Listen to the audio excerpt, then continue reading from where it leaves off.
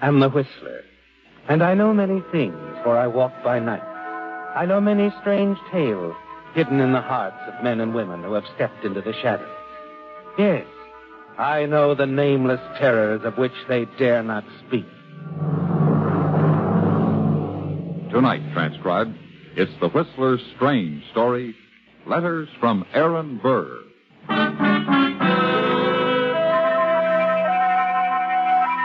Beating down on the prison yard, the afternoon sun seemed to fade the grayness somehow, dwarf the height of the high wall. The prisoners, milling slowly about or standing in little groups, were talking quietly and smoking during their brief recess from the chores of the jute mill, the machine and print shops. Yes, it was a let-up in the middle of the afternoon, an easing of pressure on both the men in confinement and the guards who watched them. And in a far corner of the yard, there was one man who actually felt happy, pleased with himself as he talked with an older companion. You know, Pop, it's still kind of hard to believe. Guess I won't really believe it till I actually walk right out of those gates. Well, I envy you, son. I wish I hadn't pulled that last forgery. Figured it'd put me on my feet. Yeah, but you figured wrong, huh? Me, an artist who can duplicate anything. Hey, Ernie, I don't want to preach. Yeah, look, skip it, Pop. I'll manage. They tried to help you, the prison officials, people outside, too, but it's still the same. $5, a blue serge suit, and a pat on the back. Might as well be a shove. Yeah, sure. I like you, Ernie. You're all right. I want to make sure you stay out of here. So? So, there's somebody I want you to see. Mrs. Alden. Mrs. Alden? Oh, she's a fine, wonderful old woman. Tries to help people. Lives just for that. Now, you go see her tomorrow afternoon. Tell her I'm well. And talk to her. Yeah, I'll talk to her, Pop, about you. Oh, about yourself. If you need anything, well, she's prominent in the Community Aid Society. Look, Pop, I'll see Mrs. Alden for you, but I'm not looking for any handouts. You forget Pop Wiley almost immediately, don't you, Ernie? Yes, because you've other things on your mind, other plans. Finally, as the big gates open for you, the guards call the last goodbyes and you walk through. There's a car waiting for you, and your old friend, Joe Bennett, reaches out to shake your hand and pull you inside. Hello, Ernie. Good to see you again. Real good. Yeah, thanks, Bennett, thanks. I see you got my letter asking you to meet me, huh? Come on. Get in, pal. Yeah, sure. Oh, say one thing. Take a look across the street there. Huh? What, the dame? Yeah. You know her? Never saw her before in my life. It's funny. Why? She's been hanging around ever since I pulled up. Kept watching the gate. Just sitting there in her car, watching, waiting. Oh, well. Hey, what do you want to do, Ernie? First, I mean, where do you want to go? Bennett, you just take me to the best men's store in town. And then? And then you can let me have a couple of $100. I want to get started right. Check. A few hours later, you enter the clothing store, don't you, Ernie? Buy the suit you've been dreaming about. You've some time to kill while the tailor in the clothing store makes some hurried alterations on the new suit. And you walk across the street to a small bar. You're about to slide onto a stool when you see something in the mirror. The girl again, taking a booth only a few feet away. You turn and walk over to her. Well, something on your mind, honey? I beg your pardon. And I beg yours, only I shouldn't. Because you've been following me, sweetheart, all morning, ever since I checked out of my, my last hotel. If you'd sit down, I'll try to explain. All right, baby, I'm listening. But you didn't listen to Pop Wiley and go to see Mrs. Alden, did you? Oh, you know Pop? Mrs. Alden does. I work for her. Sort of a watchdog to see that the charity cases don't go astray? Not a watchdog, a social secretary. And not charity. Oh, no, just a helping hand. All words. What do you get out of it, honey, huh? Not a living. I donate my time. Not all of it, of course, but I'm there every evening. I also have a curio shop. You know, antiques, old manuscripts, objects of art. Baby, I think a couple of martinis would be objects of art right now, may I? Oh, see. I know how little How little you poor boys are given to start out again in the cold, cold world. Oh, you're wrong, honey, about me. I don't need a helping hand, a kind word, or a loose buck. And don't let the blue surge fool you. I'm changing that, too, baby. Oh? Yeah. You won't even know me. Just bought me a complete new outfit. Tell how to make a few alterations. You know, cuffs, sleeves, padding in the shoulders. Really? I'd have thought in your case they'd have to take a little padding out. Oh, well, baby, thank you. You're cute, too. Waiter. And never mind ordering for me. I think you can manage drinking alone. You seem so, self-sufficient. Okay. Your loss, honey. I'm sure of it. Goodbye. You ought to stick around. See me with the shoulder padding.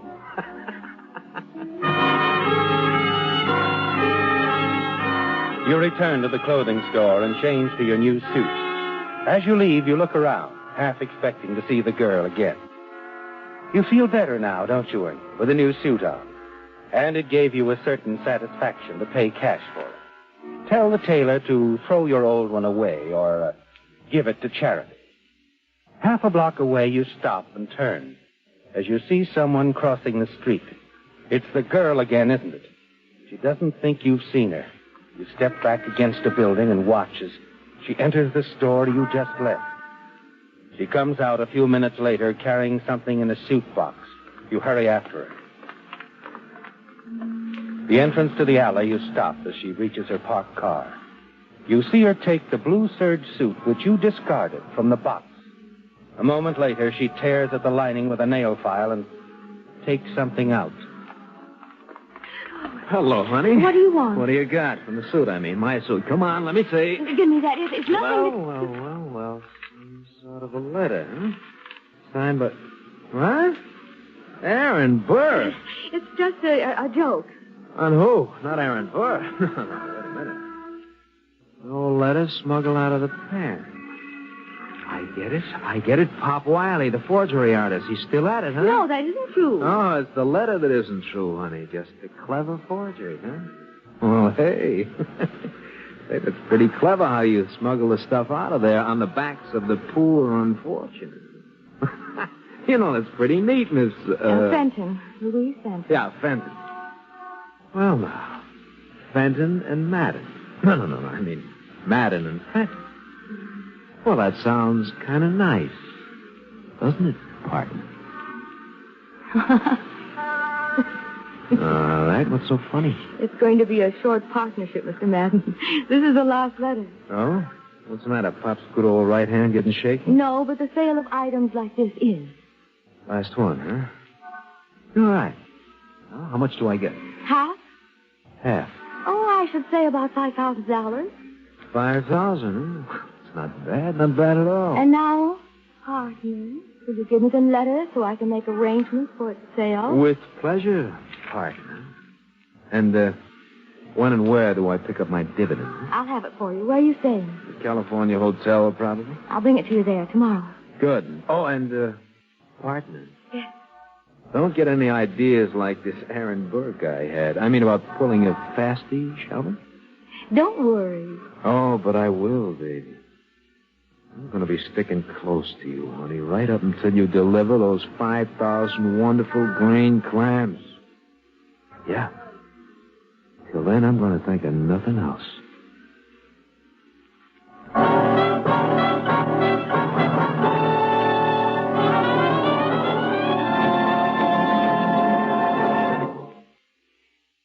In just a minute, the Whistler will continue tonight's story. All of us are proud of our hometowns, and rightly so.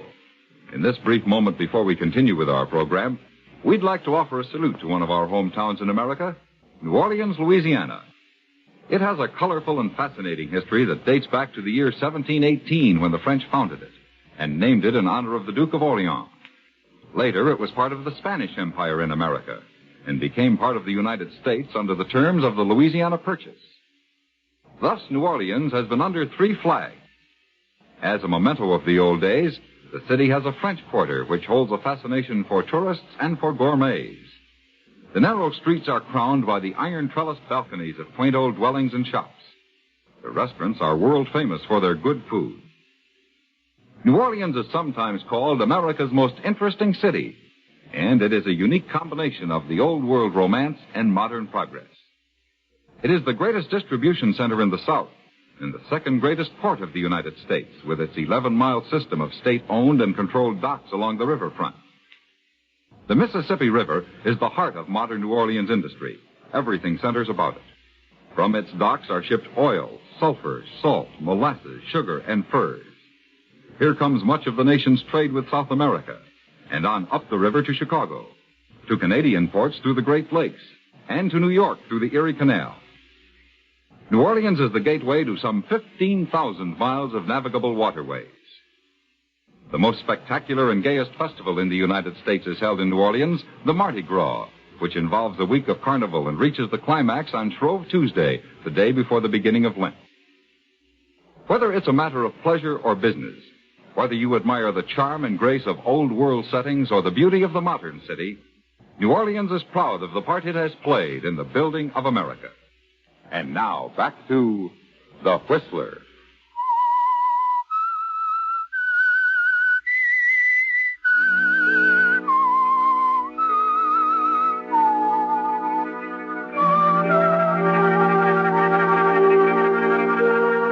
Well, Ernie, Pop Wiley wanted you to go to Mrs. Alden's house for another reason, didn't he?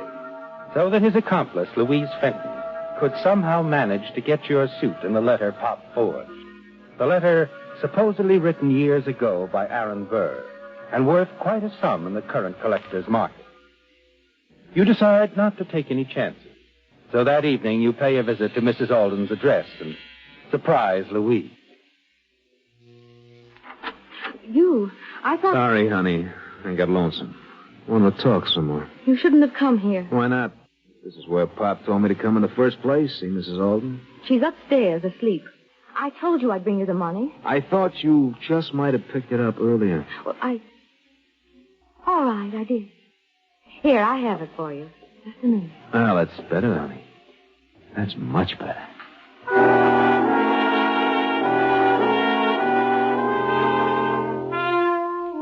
Yes, Ernie. Louise gives you your share of the money for the sale of the letter. But despite what she told you decide to remain near at hand for any word that might indicate future possibilities in the transactions between Louise and Pop Wiley. It comes sooner than you expected, when a few days later you drop in at Louise's curio shop and overhear a telephone That's conversation. right, Mr. Schlegel. I'll have the Aaron Burr letter for you Tuesday evening. What's that? Yes, of course, Mr. Schlegel. You'll have the money? Yes. My price is $25,000. All right. Tuesday. Tuesday. That's all you need to hear. Louise Fenton lied to you, didn't she, Ernie? There is another letter, and you know just how it'll be smuggled out of prison. Yes. And that's why you're waiting outside the prison gates on Tuesday, bright and early, ready to intercept a certain party who's being released. Hello, Sid. Huh? Oh, Ernie Madden, what are you doing around here? I just came by to see you. Me? Yeah. I'm tied in with an outfit now. Oh, so long, kid. Oh, wait a minute. This is legit. I'm working with a community aid society. An old lady named Mrs. Alden runs it. Oh, yeah, her. Yeah, Pop made me promise I'd see her, but I changed my mind. I don't want a charity. All right. You don't have to talk to her if you don't want to, but look, she gave me the dough for a suit for you. What's wrong with the one I got on? Okay, so it ain't the last word. Look, I'll see you around, huh? All right. Look, if you feel that way about it, come on. If you're going into town, I'll give you a lift. Huh? I got a car down the block. It's a free ride. You don't mind. A ride I can use. You get him away just in time, don't you, Ernie? Because as you round the corner, you see Louise's car pull up to the prison gate. You drive off before she can follow. Now you're alone with Sid. And you know it's not going to be easy getting him to part with his prison issue, the serge suit. A suit that's worth $25,000 because of the forged letter hidden in the shoulder padding. You've made up your mind, haven't you, Ernie? Yes. You're going to stay close to Sid in that suit he's wearing. And you do in the hours that follow as you drive him several places while he tries to find a girl he used to know. Now, look, why don't we go over to my place, huh? I got a room uptown, nice place to relax, take your coat off, have a couple of drinks, huh? Well, no. Oh, look, Ernie, there's a drugstore up ahead. If you can park along here, I'd like to phone her again. Oh, come on, relax. And you don't have to wait, pal. I took up enough of your time already. It's been swell. No, I don't mind at all, Sid. Got nothing else to do anyway. I'll wait for you.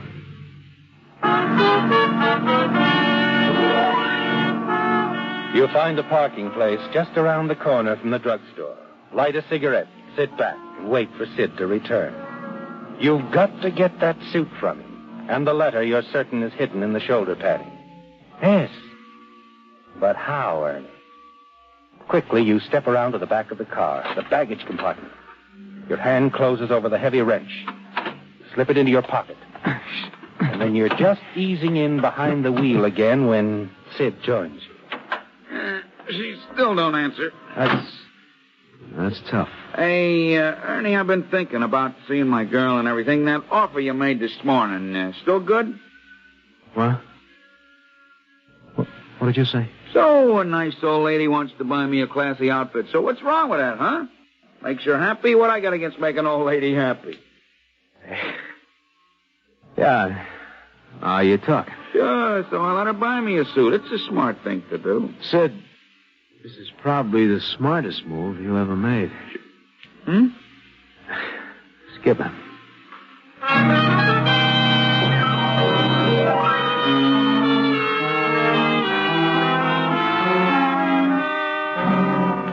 Yes, I think you'll really enjoy this suit, sir. Now, I'll have our tailor here in just a moment. Yeah, by the way, will it take long? Well, we've been rather busy, you know. I'd say the suit should be ready sometime tomorrow afternoon. Well, look, pal, maybe you and the tailor could get together, split this 20 between you, huh? And get the suit out to my friend Wiley Waits. Well, I think perhaps we can arrange that. That's good. The alterations are minor, really. Fine. Here, and this will take care of the suit. Oh, thank you, sir. Sure. Hey, you leaving, Ernie? I got a very important date. Look, here's a magazine you can read while you're in the dressing room waiting with the alterations. I'll take this blue serge of yours with me, Sid. Mrs. Alden, you know. She can give it to someone who could really use it. See you around, pal. Back at your hotel room, you rip open the suit coat. And there it is, Ernie, neatly concealed in the shoulder padding. The letter from Aaron Burr. The letter that you're sure is a forgery from the skilled pen of Pop Wiley. And it will bring you $25,000. It takes you a little time to find the man you're looking for, Mr. Slagle, the man Louise spoke to. But finally you find his phone number. Call his office. And then... Hello? Hello, is Mr. Slagle in, please? Hello, Ernie. Louise? Yes, Ernie. I've been expecting you to call. When I didn't hear from you, I knew you would call here. So I've already talked with Mr. Slagle. Oh, look, what's the idea? I told him, darling partner, that you'd be delivering the letter. You can meet us at my curio shop. You know the address?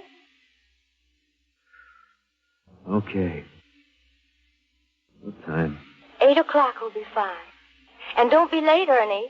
Mr. Slagle is a very interested buyer. Yes, well, Ernie, Louise has outguessed you, hasn't she? But it's still a windfall, and you'll still share in Mr. Slagle's payment. Shortly before 8, you drive across town and enter the curio shop. Come in, Ernie. Come in. Yeah. I want you to meet Mr. Slagle. Mr. Slagle, Mr. Davis, my associate. How do you do, Mr. Davis? Mr. Slagle? You have the letter, Ernie? Yeah. Yeah, here you are. Thank you. Oh, yes, that is it. And now, Miss Fenton, this envelope is for you, if you care to count the money. No, that won't be necessary, Mr. Slagle. Thank you. After all these years, the letter's mine. You don't know what this letter means to me, Miss Fenton. Mr. Davis. And you don't know what this envelope means to me. To both of us, darling. Of course, Ernie. To both of us.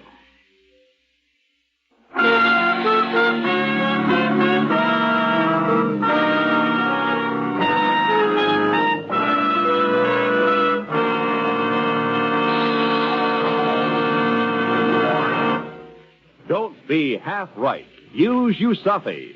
Are you interested in machines and electrical power? Would you say an ordinary-sized turbine could have as much as 5,000 horsepower? No, that's only half right. Brush up on your mechanics. Tell your I&E officer you want to study with the United States Armed Forces Institute, USAFI. It's easy. It's simple. If you don't want to be half right, use USAFI. And now back to The Whistler.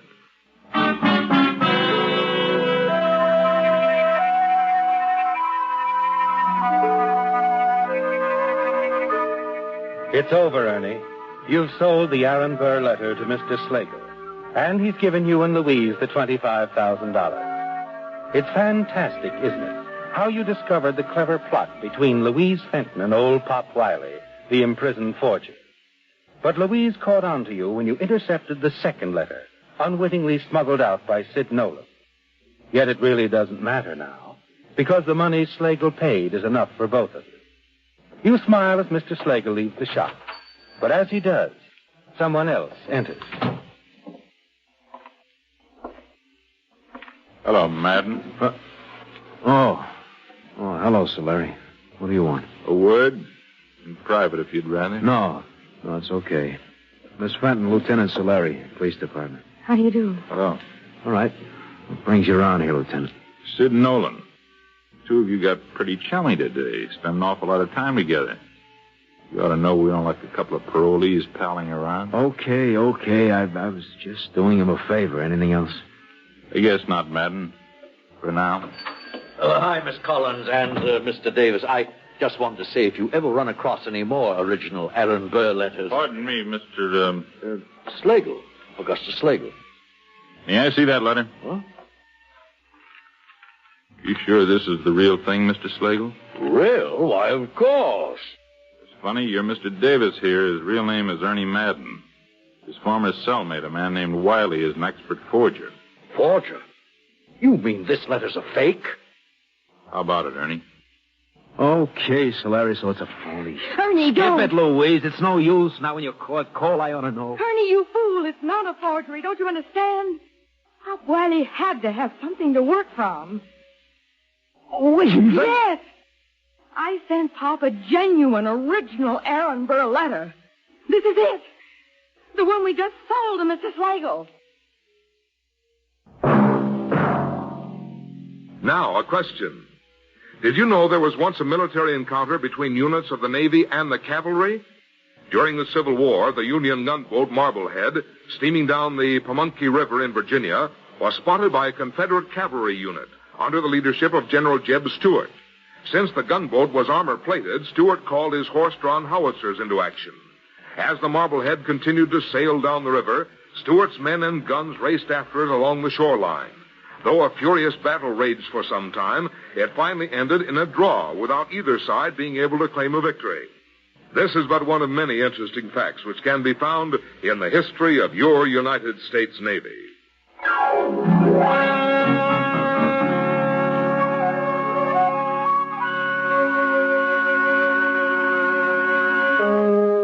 Featured in tonight's transcribed story were Bill Foreman as the Whistler, Tony Barrett, Lorene Tuttle, Joe Kearns, Jack Moyles, Herb Vigran, and Barney Phillips. The Whistler, directed by Gordon T. Hughes with music by Wilbur Hatch, is written and produced by Joel Malone and transmitted overseas by the Armed Forces Radio Service. The Whistler was entirely fictional, and all characters portrayed on The Whistler are also fictional. Any similarities of names or resemblances to persons living or dead is purely coincidental. This is George Walsh speaking and reminding you to listen again next week for another strange tale by The Whistler. You've been listening to the OTR Gold Network. Find more classic radio at otrgold.com.